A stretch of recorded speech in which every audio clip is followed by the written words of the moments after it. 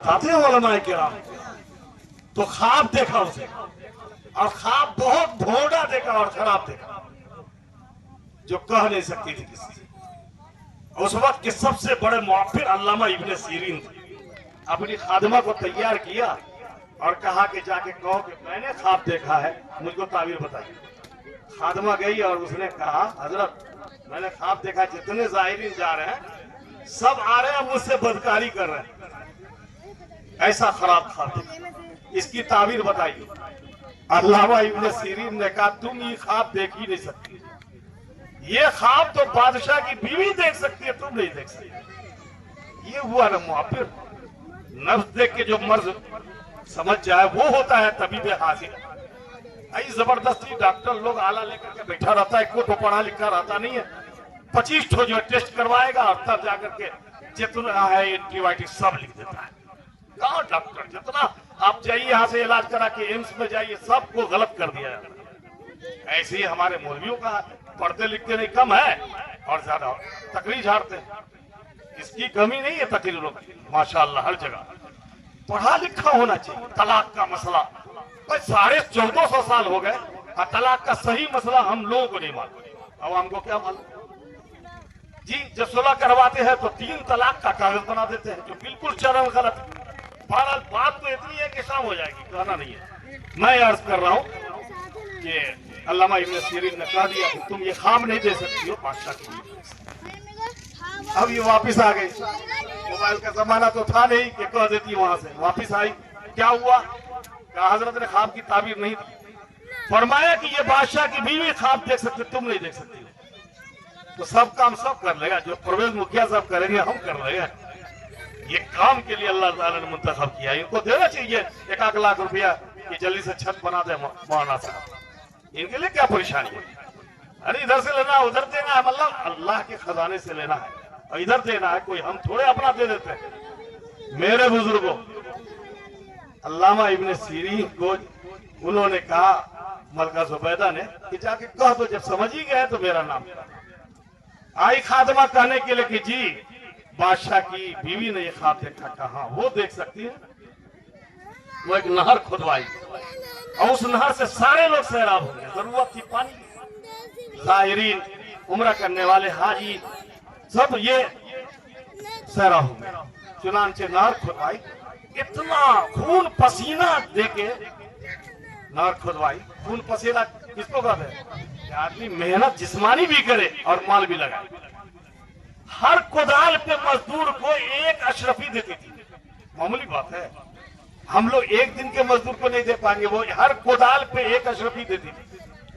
अब बहुत खुश थी कि अल्लाह ने मुझसे एक काम ले लिया, कोई दूसरा काम अल्लाह कबूल करे या न करे, इस काम के जरिए अल्लाह हमको जन्नत दे, इसलिए खुशी थी। हम सब लोग इसीलिए ना यहाँ पर बैठे हुए जितने हैं कि थोड़ी मेहनत कर लेते हैं, हो सकता है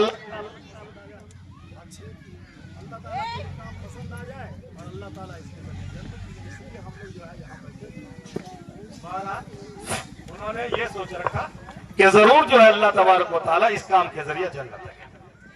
बहरहाल चली गई, जाना तो सबको, आंख बंद हो गई और अल्लाह के पास पहुंच गई। इंतकाल हो गया। एक बड़े बुजुर्ग ने उनको ख्वाब में देखा, मलका को पूछा क्या रहा?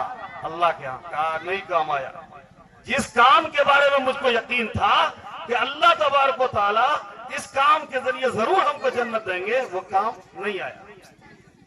निदा आ गई, अल्लाह ताला की तरफ से आवाज आ गई कि ना तो तुम खुदवाई, लेकिन अपना नाम लगा दिए तुम, नारे जुबैदा, तुम्हारा नाम हो गया दुनिया में, शोहरत मिल गई, इसलिए अब कुछ आखिरत में उसका हिस्सा बाकी नहीं। हाँ, तुम्हारे काम एक अमल आ गया, तुमने एक और अमल, तुम्हारी जिंदगी का ऐसा है जो खालिस खालिस उसी को कहते हैं जिसका पता नहीं है कि हमने किया है।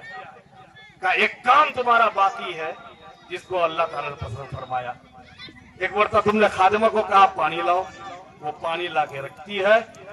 पानी आपके सामने वो बढ़ाई, लेकिन आजान की आवाज आ गई तो आप आजान के कलेमात का जवाब देती रही।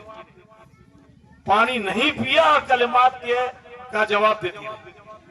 ये आजान का जवाब औरतों को भी देना है, ये भी हम लोग नहीं बताते अपनी बीवियों को, अपनी बहनों को। ये समझती है कि ये लोग मस्जिद जाएंगे इसलिए इनको जवाब देना है। मर्द को जवाब अमल से भी देना है और जुबान से भी देना है, और औरतों को कम से कम अपनी जुबान से कलेमाते आजान का जवाब देना। इसीलिए देखते होंगे बच्चा या बच्ची जो जिसकी पैदाइश हो हॉस्पिटल में और फोन करेंगे कि कोई आजान दिए वाला ना है। अरे औरत तो आजान दे सकती है, कलेमाते आजान कान में कहना है, वहां लाउड स्पीकर नहीं लगाना है। औरत के लिए आवाज का बुलंद करना हराम है, कान में आजान तो कलेमा तुम कह दो। ये हम लोगों की जानकारी में, हमारे इल्म में रहना चाहिए। बाएं कान में इकामत करना तो इकामत उनको मालूम होना चाहिए। बहरहाल हजरत जुबैदा से कहा गया तुम्हारा ये अमल अल्लाह को कबूल हो गया कि तुम उस वक्त तक पानी मुंह से नहीं लगाई जब तक कि तुमने कलिमात आज़ान का जवाब नहीं दिया। मेरे बुजुर्गों, हम सब की जिम्मेदारी है कि अपनी छोटी बच्चियों के लिए बुनियादी इस्लामी तालीम का इंतजाम सिर्फ अपनी बच्चियों के लिए नहीं बल्कि पूरे समाज की बच्चियों के लिए फर्ज किफाया समझ के करें।